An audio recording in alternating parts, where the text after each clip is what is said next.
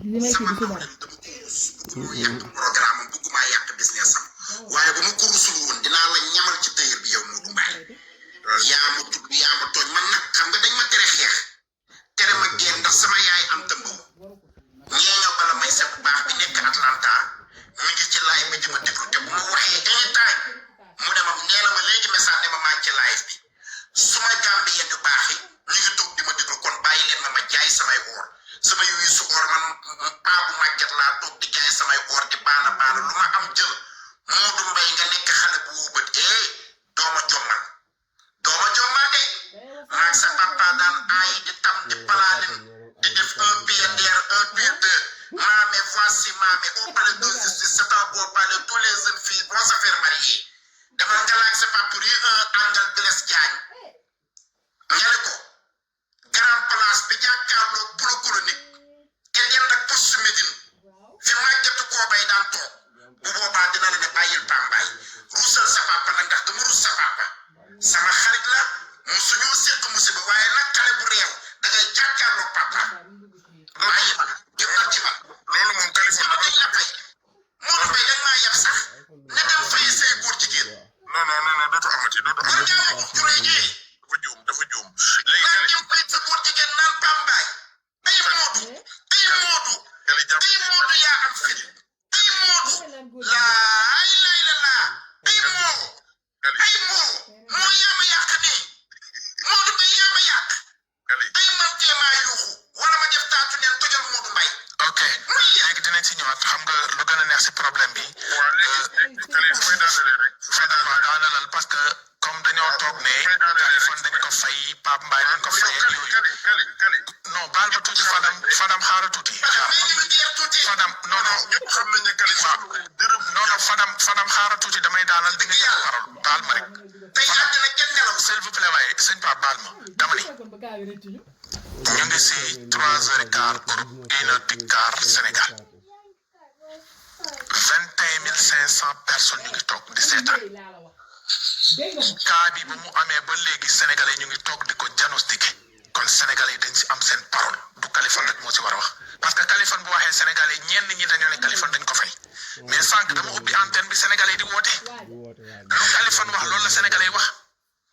bu mbaaye paree léegi nii Fadam bu moyen 2 secondes damay ubbiwaat antenne yi sénégalais woote xale bu jigéen bi na woote sœuram na woote tantam na woote bàjjanam na woote téléphone beeg nii mu xool ndax dinaa ko coupé devant tout le monde et si vous sortez Père Mbaye Ngoné sa wax jee ngi doog am sax si vous sortez ay bu ngeen génn ay bu ma waxee baale ma tuuti ma jëlaat antenne léegi Kaliphone li may wàccee rek mooy Sénégal yi baal ma jël naa kii ba pare Fadam yow xaaral tuuti rek fii yaa ko moom asalaamaaleykum allo salaamaaleykum sëñ Ba tëjal micro bi s'il te plaît allo salaamaaleykum waaleykum salaam ñu ngi lay déglu noo jàngatee mbir mi kan li ma jàngatee mbir mi mooy jigéen mu amatul valeur am na ci ñu am valeur sax laay wax mais am na ñoo xam ne amatuñu valeur ba pare dama bëggoon a wax tuuti ci grand bi ga Abdou Aziz Samb nit ku baax la lii ko dal nii yéene ma ko woon comprendre nga allo Kali ñëwul yow rek la ñuy déglu ma ne Abdou Aziz Samb li ko dal nii laa wax man yéene ma kooku nit ku baax la nit ku gore la nit ku mën social la képp ku fi dugg ci panel bi baaxam ngay wax kon man du man kese maa xam baaxam man mi di wax yow nii am na lu ma xam ci ak mbaaxam moom moo tax man sañ a dugg tey di ko wax kon lii ko dal nii damay ñaan yàlla mu bës xolam te xam ne jigéen ñëpp bokkuñu yam daa dal ci loo xam ne nii méritoowu ko rek waaye nag lii suñu borom da koy wan rek di ko leeral te lii mënoon naa dund ak moom 40 ans te du ko xam mais comme dem na ba xam ko xoolal na ko puus mu dem mu continuer yoon parce que lii sax moom du jërëm ay dugg ci ay panel di wax ak yooyu yëpp du jërëm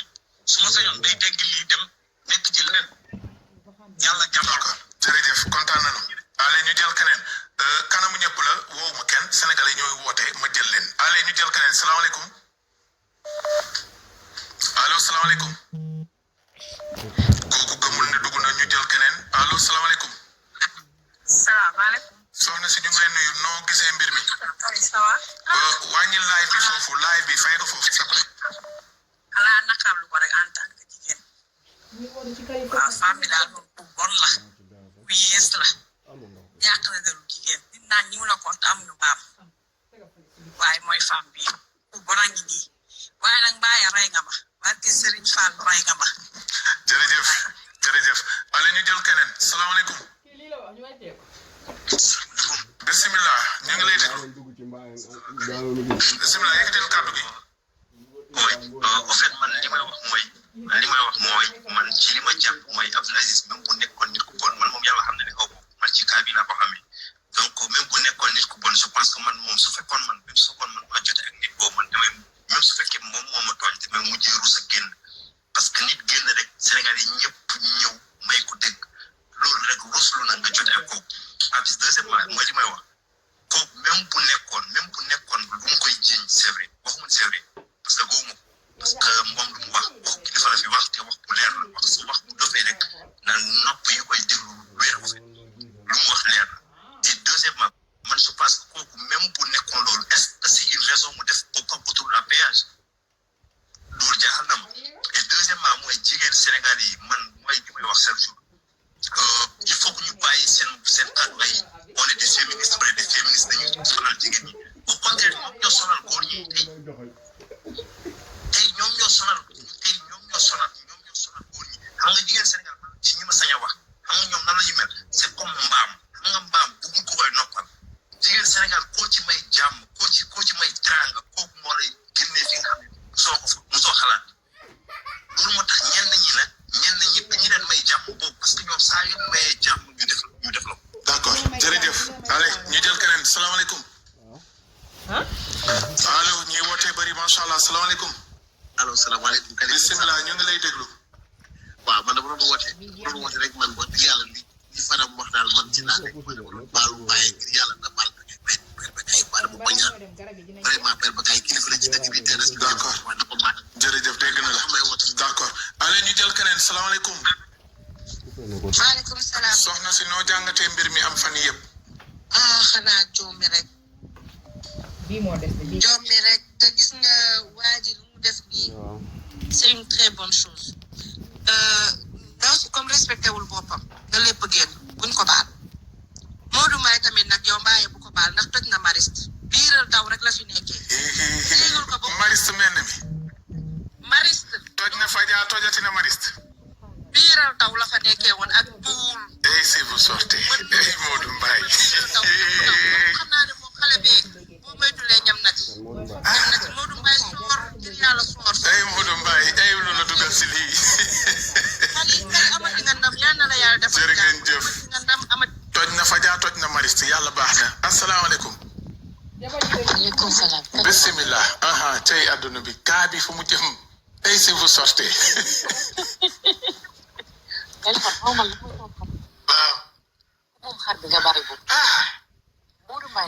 yow ñoom Aba waxuñu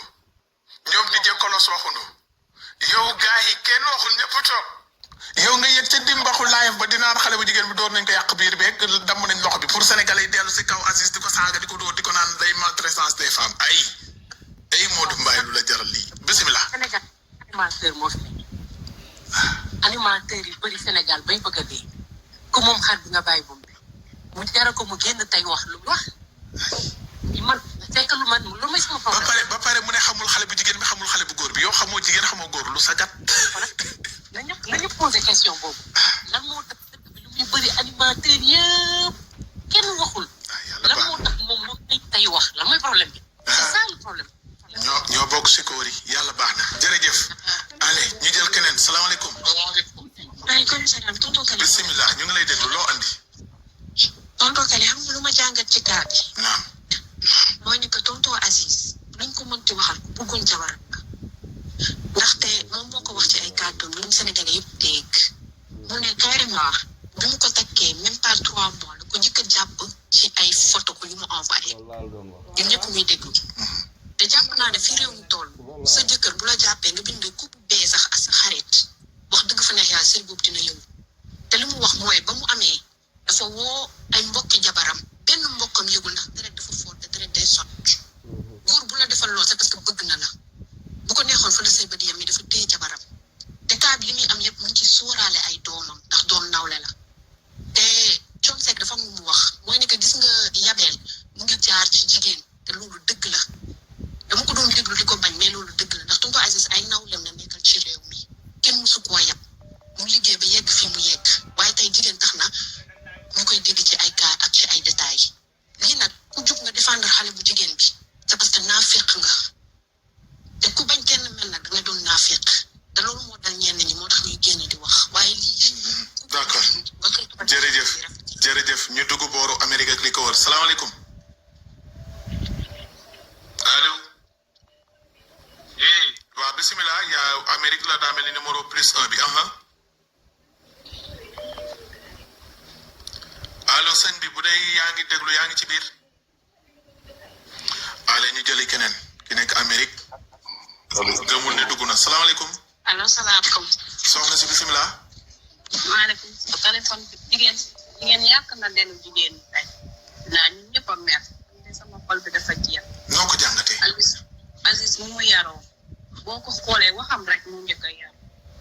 billaay dafa yaru boo ko déggee waxam rek tey jii man ñuy jigéen sa dama rus yàq Seydina waaye ñi seytaane yi journal yi di wax si yéen defoo leen dara baax rek ngeen fi nekkee di def dana leen yàlla jàppale sa amiin jërë ngeen jëf kontaan nañu merci beaucoup sénégalais yi dañooy woote ku nekk ak sa xalaat salaamaaleykum. kel du ma daaneel benn yoon rek mu jeex. waaw bisimilah yaa ngi ci biir sëñ kii Fadam xaaral ma jël kii nekk Amérique après ma jël la vite fait après ma continuer waaw bisimilah. kaa bi dana wax waaye man xam nga la la ci wax. naam. man bientôt ma dugg samay 40 ans ba léegi ma jabar. lu tax moo jabar bientôt 40 ans. ñàkkuma lu ma ko yore mais dama ragal. li nga gis la jaaxal. parce que gis na nouvelle génération bi c'est-à-dire bëgg nañu xaalis te am nañu ay fréquentation yoo xamante ni bii moo leen di yàq bu dégg bëccëg te xaalis lañu gëm internet bi yàq na leen bientôt laa wax ma dugg samay 40 ans fi may wax yow nii takkaguma jabar. wallaay te yaa ngi Amérique de. waaw maa ngi Amérique am naa lu ma ko yore mais moom dama ragal. da nga tiit. dama ragal barkeel dama ragal parce que da ngay dugg ci da nga ciy dugg ba pare. doogu ma la sénégalais ñu ngi seetaan mais dégg naa chaque mois tribunal bu Dakar liñ fay àtte si ay sëy bu tas est-ce que bootul ay 400 sëy bu tas par mois xaw ma lan ak lan moo tax ñëpp ragal dugg. loolu am Sénégal. sëy yëpp tas na. waaw boo demee kaw mariage dañuy c'est-à-dire xale jigéen yi dañuy bëgg ne man kat tey takk nañ ma xam nga toog seen digg lal noonu ñu foto leen seen robe yu weex yi ñoom loolu moo leen ci neex waaye gis nga bu 1 mois bi jàllee ba 2 mois bi sa waay sëy bi dutoo ci bëgg dara. est-ce que. man sama copain yi may àndal Sénégal ñoom ñëpp takk nañ ñëpp marié wu nañ man tundum maa ci amagul jabar. est-ce que. ndax ragal la dugg ci loo xamante ni bii mooy loolu. yàlla baax na jërëjëf. donc kenn mënul comprendre bu xëy. allez jërëjëf kii daa mel ni Gambie la 220 ma daanal si 220 bi salaamaaleykum mbokka Gambia. allo salaamaaleykum. waaleykum salaam mbokka. man nag lu ma bëggoon a wax si kaa bi moo nekk man jigéen bi laa faral. dëgg la am nga si droit lu tax nga faral ko.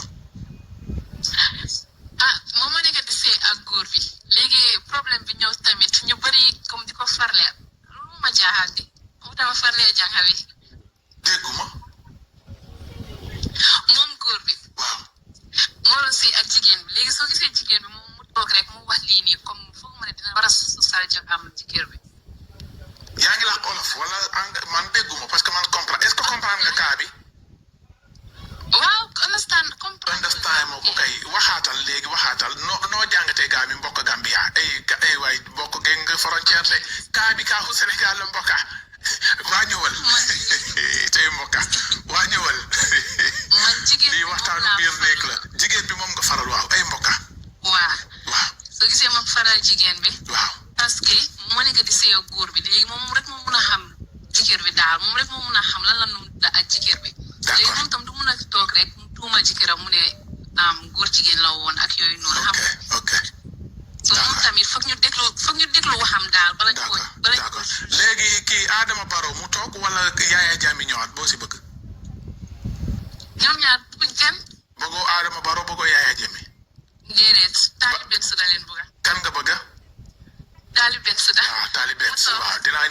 laali benn si ba pare nga ñëwaat dégg nga yow bii maîtriser ko kontaan naa mbokk jërëjëf thank you cey sama mbokk yi kali mbokka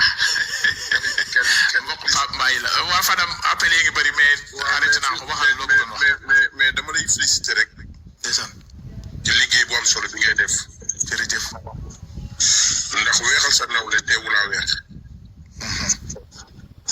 Abdoulaye Samb jëfam ju baax rek la yàlla wane ci internet bi rek man nag wax dëgg yàlla li ma xam ci moom rek laay wax jëf ju baax ju Abdou Aziz Samb di def moom rek a waral sénégalais yi di woote ci dëkk yu différent yi nii di ko seedeel lu baax mooy nit ku dal la nit ku yaru la nit ku bokk ci tarixa tijaan yi la te billahi wallahi tallahi nit ku am sutura la di waxaat ne tey jii Modou Mbaye ak keneen ak keneen comme ci jàkkaarlool bu ko baal wax ko dalay baal ak mu jeex ngeen dem seen yoon mais Kali yaa ngi def liggéey bu am solo ndax barki démb maa ngi dégg nga di ko wax mooy dem nañu ba nit ñu bëri ñu ngi leen di jiiñ viol te defuñu viol defuñu dara ci ñàkk am kàddu ak ñu leen défendre rek ci lañ taxaw pour loolu di am seen kaw kon tey jii ni ngeen di défendre doomu aadama yi nga xam ne dañoo waroon a taqal seen yaram loo xam ne gàkk la bu dul fay bay laa yombi diin ngeen taxaw ci seen conscience tranquille taxawu nit ba tey jii këpp ñëpp mën a gindeeku ci moom loolu sant la di la ñaanaat tamit Kali yow laay ñaan ndax ñëpp xam nañ sa digganteeg Mbaye Pambay ñëpp xam nañ sa digganteeg moom li ma lay ñaan rek te yàlla rek tax mooy li jëm ci suñu doyen boobu nga xam ne ci réew mi bu këri diine yi di daje ñoom mooy toog bu état bàyyi na ko dootu ko tudd waaw may na leen dana xeex may nañ la loolu grâce à yow sax yow mi fi dugg ñaan waaw man Pape jël naa kàddu si sëñ Pape incha allah waaw ngi léegi dootul wax ak père Bekaay dara Modou Mbaye dootu ko wax dara ba nag Modou Mbaye génn ba illaa yawmil xiyaama ni naa la nii moom c'est fini moom kaa boobu ay leen waaw yow Fadam boo jotee Modou Mbaye dañ ko naan Mbaye nee na génnul te waxul ndax génn goo parce que bu ma génnee bu ma tuddee Modou Mbaye bala may dem ci baayam ci moom laay njëkkee Grand Dakar laay njëkkee ko ñu saf-sap ca kër naar ya Oscar Fall mii jaay yàmbaaba di toog ak moom ca néegu ruq ba ak caa ñuy toxandoo yàmbaa bi Modou Mbaye maa tëj sa micro non Fadam eggale baalal ko waaw xam nga tamit baalal maa tëj sa micro doomu ndey repos kon maa ngi dem jimba maa ngi dem ci kaw dugal si jim buy ma maa ngi dem ci kaw parce que après yaay continuer débat bi waa léegi kon jëlal gars yi ma dem entraînement maa ngi jël appel yi après wax waaw parce que dafa foog ma ñàkk di jim bi 6 heures lay tëj 30 minutes waaw baax na la may jël waaw ma dem ma doog gaaw ñëw Mbaye jërëjëf waay jërëjëf nee leen Modou Mbaye fan la kër naar yi ne kër Oscar jërëjëf demal sa jim Fadam eggale léegi tamit Californie yaa ngi def liggéey boo xam ne nii liggéey bu am solo la ndeysaan Sénégalais yi fii rek lañ lay xaar mooy góor soo xam ne nii ñu nar koo taxal nga ñëw taxaw seetal ko ba mu set nangu wutoo ko saaga ci sa live nangu wutoo ko yàq nit ci sa live nangu wutoo ko toroxal nit ci sa live nangu wutoo dara lu ñuy jël lu ñaaw di ko teg ci kaw deru ñaaw man su ma yéegee man Modou Mbaye su ma yéegee fii ci kaw live bi Modou Mbaye taxul de baayam ñoo bokk baay mi Alaaji Bekaay Mbaye ñoo bokk yaay mi Ajaratu Mbaye ndax ñooñu liggéey nañ ci réew mi loo xam ne mérite wu ñuy jël waxi ñaaw di ko teg seen kaw kon Modou Mbaye tamit maa ngi koy lancé bu ëllëgee bu déggatee coow balaa mu cee participer na xam ne moom dafa am ay waajur yoo xam ne nii ay icône lañ ci réew mi te ku nekk bëgg na Alaaji Bekaay Mbaye nekk sa baay ndax jëfam ju baax ngir waxam ju baax ngir ni mu sellee ngir li muy defar ci mbokk gi Alaaji Bekaay Mbaye du nelaw guddi ngir jubóole ay nit Alaaji Bekaay Mbaye du tëdd guddi te taxawu ay nit yu xam ne nii yu tàggalikoo mu leen di boole ñuy àndaat loolu ci la Alaaji Bekaay dëkk kon Modou la ñu gën a suuraale ñun ñi nga xam ne nii dañoo bëgg papaam tey jege papaam te xam ne ñun papaam ci moom la ñuy liggéeyee mu nekk suñu idole nekk suñu lépp kon Modou tey ji bu ëllëgee balaa moo dugg ci détails yi na xam ne moom waajuram dafa nekk icône ci réew mi këru diine yëpp fu papaam dugg dañ koy ubbi porte yi kon di jéggaluwaat suñu frère Abdou Aziz Samb di ko wax ne ko billahi seedeel la moo gën ngay jóg di seedeel sa bopp adduna yëpp jóg di seedeel la moo gën di seedeel sa bopp kon Kali maa ngi lay ñaanal jàmm bu baax di la ñaanal sutura kontaan naa maa ngi masawu sama xarit boobu di Abdou Aziz Samb di ko wax ne ko na gën a bësaat xolam te xam ne yàlla képp ku mu teg nattu am na bànneex yi nekk ci kanam yàlla na ko yàlla lafal cat lii yàlla na ci yàlla jóge lépp sedd jërëjëf kontaan nañu Fadam yooyu yàlla na yàlla defal la jàmm fay la yiw jërëjëf macha allah ñun ñi ñëpp allez ma continuer si appel yi parce que comme niñ koy waxatee